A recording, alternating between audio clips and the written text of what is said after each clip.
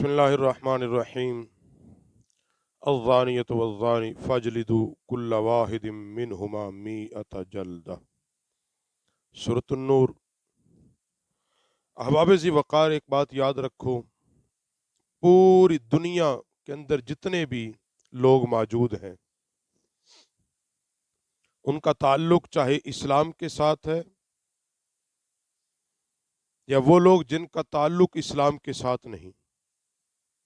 مسلمان ہیں یا غیر مسلم ہیں، وہ کسی بھی ملک، کسی بھی مذہب، کسی بھی رنگ، کسی بھی نسل،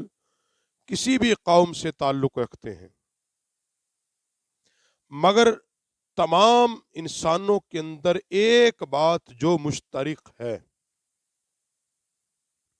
وہ یہ ہے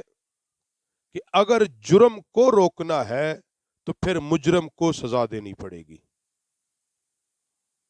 جرم کو روکنے کے لیے مجرم کو سزا دینا ضروری ہے۔ پھر ہر ملک نے اپنے حساب سے قانون بنائے ہیں، جرم کے حساب سے سزائیں متعین کی ہیں۔ چوری کی کوئی اور سزا رکھی، زنا کی اور سزا رکھی،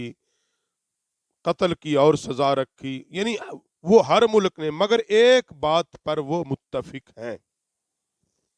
کہ جرم اس وقت تک ختم نہیں ہو سکتا جب تک مجرم کو سخت سزا نہ دی جائے۔ یہ اصل میں انسانوں کا قانون ہی نہیں، یہ قانون فطرت ہے،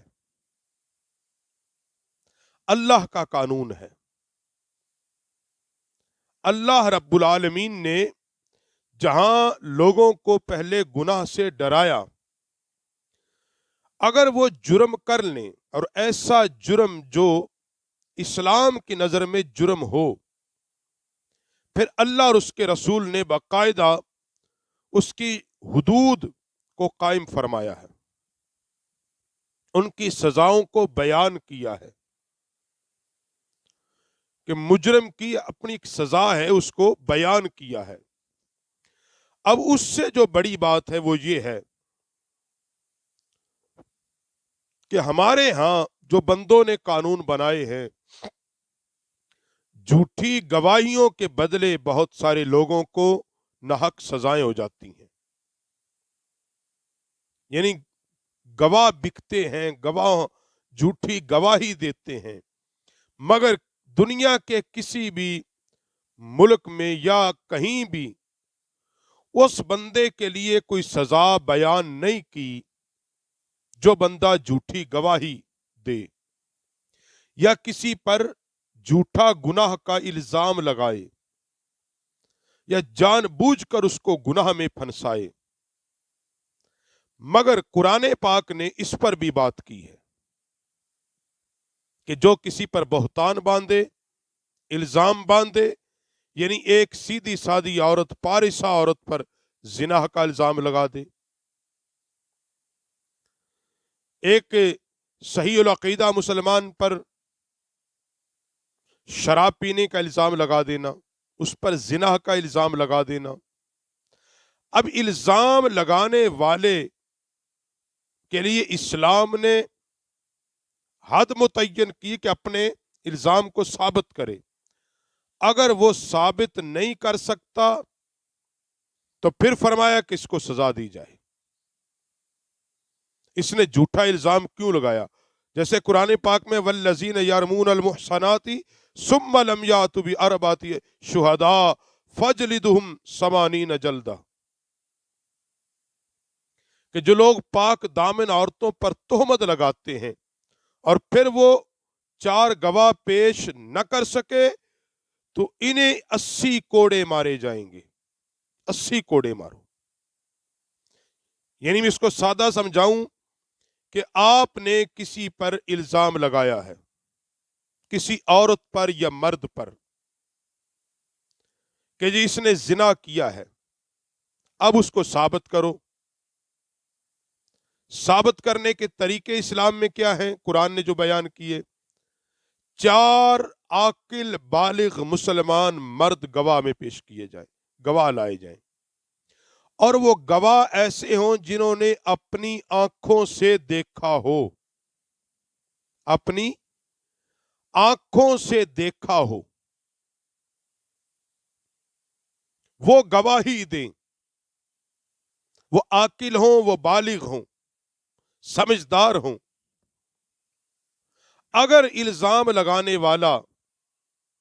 جس نے کسی پر الزام لگایا، کوئی گواہ نہیں لا سکا، وہ الزام ثابت نہیں کر سکا، اب اسلام کتنا خوبصورت ہے مذہب ہے، اور اسلام کتنا خوبصورت دین ہے۔ اسلام یہ بات پھر کہتا ہے، اللہ فرماتا ہے پھر اس بندے کو جس نے الزام لگایا، اب اس نے جھوٹ بولا،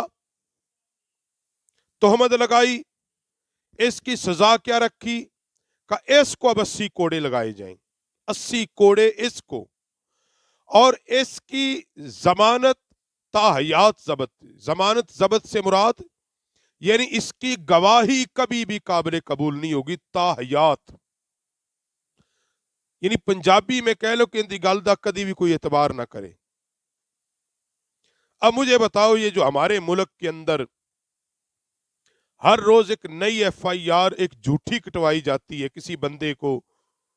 مجبور کرنے کے لیے وہ معافی مانگے، اور پھر اداروں سے مل ملا کے اس بیچارے کو ناجائز جیلوں تک پہنچایا جاتا ہے، اور پھر اس نے وہ جرم کیا ہی نہیں ہوتا، اس جرم کی پاداش میں وہ سزائیں کاٹ رہا ہوتا ہے، پھر وہ گواہ بھی